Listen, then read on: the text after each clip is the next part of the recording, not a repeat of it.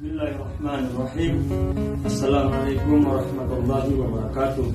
Hadirin yang dimuliakan Allah Subhanahu wa taala. Kita bersyukur kepada Allah Subhanahu wa taala karena Allah Subhanahu wa taala telah memberikan kita nikmat iman. Ini nikmat yang sangat besar. Apabila seseorang mendapatkan nikmat tersebut, maka Allah Subhanahu wa taala akan istiqomahkan dia di dalam perkara agama. Allah Subhanahu wa taala akan mensibukkan dia dalam perkara agama sampai dia mati dalam memperjuangkan agama Allah. Allah Subhanahu wa taala mengutus Rasulullah sallallahu alaihi wasallam ke dunia ini untuk menjumpai daripada manusia dan mengatakan, ya ayuhan nas, qul la ilaha illallah tuflihun. Wahai manusia, ucapkanlah la ilaha illallah, pastilah kalian. Perkara yang paling penting di dalam kehidupan manusia adalah perkara istiqomah di dalam ketaatan kepada Allah. Adapun perkara yang mencelakakan seorang manusia adalah perkara cinta terhadap dunia sehingga lupa untuk taat dan beribadah kepada Allah Subhanahu wa taala. Hadirin yang dimuliakan Allah Subhanahu wa taala, jadi orang-orang yang lebih mementingkan kehidupan dunia daripada taat beribadah kepada Allah, sesungguhnya mereka terancam untuk hidup kekal selama-lamanya di dalam nerakanya Allah Subhanahu wa taala.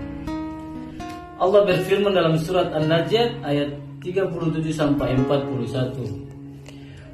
Fa'ama man tagha, adapun orang-orang yang melampaui batas, siapakah mereka? Wa asaru hayatad dunya, orang-orang yang lebih mementingkan kehidupan dunia. Fa innal jahima hiyal ma'wan, sesungguhnya neraka lah tempat tinggalnya.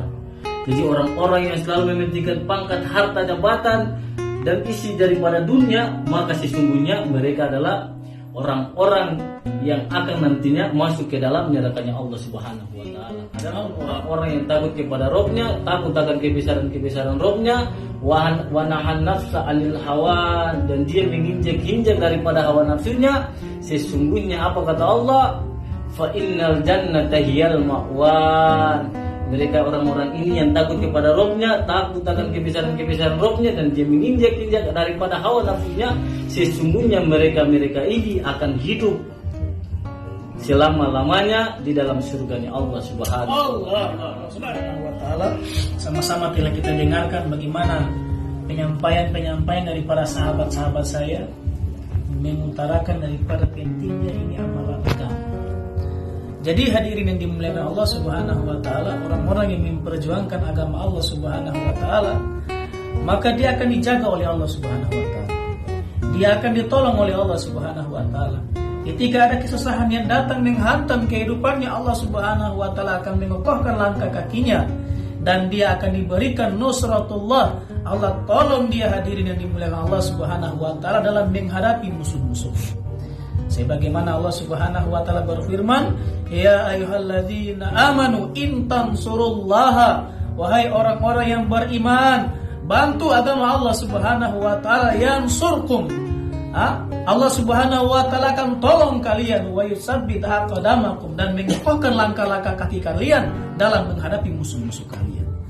Hadirin yang dimuliakan oleh Allah Subhanahu wa taala, perkara-perkara seperti ini, bagaimana meninggalkan cinta kita kepada dunia, condong hanya kepada cinta kepada akhirat, hanya akan didapatkan bila mana kita jadikan sisa umur yang ada pada diri kita ini untuk mentaati Allah Subhanahu wa taala. Kita mentarbiahkan keimanan yang ada dalam diri kita dengan kita keluar sejauh-jauhnya meninggalkan ini negeri tempat tinggal kita, dakwakan agama yang Allah Subhanahu wa taala perintahkan, sehingga Allah Subhanahu wa taala akan memberikan kepahaman yang sempurna wujud di dalam kehidupan kita. Semua siap ambil bagian insyaallah. Maka hadirin yang dimuliakan Allah Subhanahu wa taala, kesempurnaan daripada ini majelis agar tidak dipandang lalai, tidak dipandang sia-sia oleh Allah Subhanahu wa taala, maka sama-sama kita tutup majelis ini dengan membaca doa kafaratul majelis. Subhanallah walhamdulillah. Wassalamualaikum